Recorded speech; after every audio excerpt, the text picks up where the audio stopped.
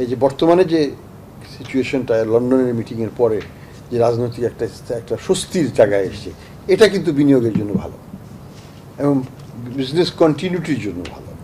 বিনিয়োগকারীরা কী চায়? আমি আজকে বিনিয়োগ করব, কালকে ঝামেলায় পড়বো তা তো না, আগামীতেও যেন ঝামেলায় না পড়তে হয়। তাহলে কি রাজনৈতিকভাবে পলিটিক্যাল কন্টিনিউটি, ট্রানজিশন, ইলেকশন ইত্যাদি ঠিকভাবে যদি হয়, তাহলে কিন্তু বিজনেসের হয় না।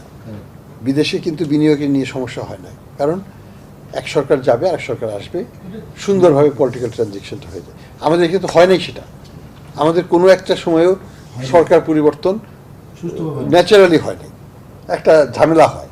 ঝামেলা কেন হবে? তো আমরা চাই এইবার যেন ঝামেলা না হয়, সুন্দরভাবে একটা সরকার আসবে, ইলেকশন হবে একটা ভালো, ইলেকশনে যেই আসুক তারা সরকার গঠন করবে এবং সরকার যেন মানে উইনার টেকস অল না, সবাইকে নিয়েই যেন সরকারটা হয় এবং সরকার যেন বিরোধী দলকেও সম্মান দেখিয়ে তাদের সাথে একটা ডায়ালগে থেকে সুন্দরভাবে দেশ পরিচালনা করে, তাহলে বাংলাদেশের উন্নতি হবে। আমি সরকারের যে আমি সব কিছুই মনে করি যে সবই আমার, তাহলে তো হবে না।